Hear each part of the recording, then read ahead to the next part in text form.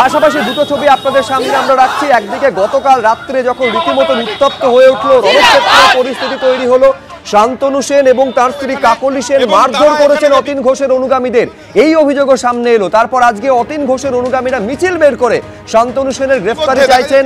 কখনো square foot বলে আক্রমণ শানাচ্ছেন, কখনো চোর বলে আক্রমণ শানাচ্ছেন। ঠিক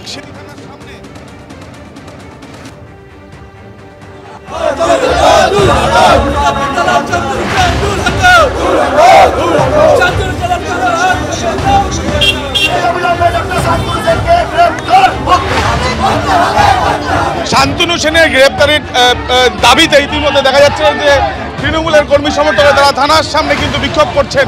থানার গেট বন্ধ রয়েছে, আমরা দেখছি আনোয়ার খানকেও এখানে, এবং তারা এখানে যে বিক্ষোভ, তাদের স্লোগানে দেখা গেল যে শান্তনু সেনকে গ্রেপ্তার করতে হবে, প্রাক্তন সাংসদ। এবং তারা ইতিমধ্যে দেখা যাচ্ছে যিনি আহত তাকে নিয়ে তারা কিন্তু এই যে বিক্ষোভ করছেন। এবং এই ঠিক সিটি থানার সামনে এই যে এক প্রকার দেখা যাচ্ছে যে একটা উত্তেজনার পরিস্থিতি তৈরি হয়েছে।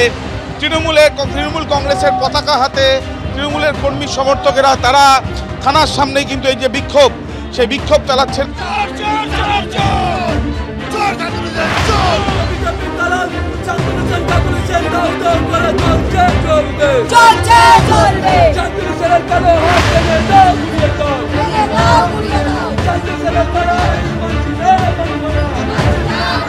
যেভাবে একজন কর্মী, বুথ এজেন্ট কর্মীকে শান্তনু সেন নিয়ে দাঁড়িয়ে মেরেছে, মার খাইয়েছে, আজকে আমরা দলকে সব ঘটনা জানিয়েছি।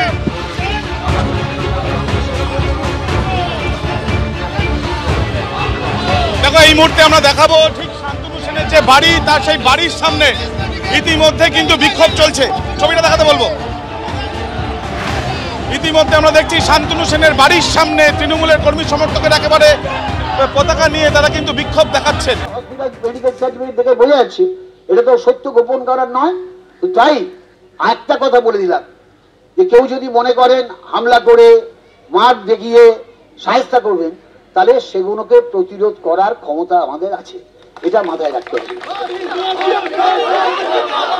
তাই আমি এই পাড়ার লোকেরা ভাবছি আমরা শান্তি চাই, আমরা পুলিশের উপর ভরসা আছে, আইনের উপর ভরসা আছে।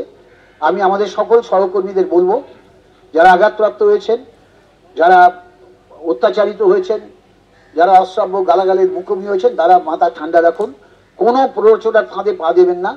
আপনারা আইনের উপর ভরসা রাখুন। পুলিশের যদি থানায় না হয়, আমরা পুলিশ কমিশনার পর্যন্ত সর্বোচ্চ লেভেলে যাব, হোম সেক্রেটারি পর্যন্ত সর্বোচ্চ লেভেলে যাব। শাস্তি যে করেছে অন্যায় তাকে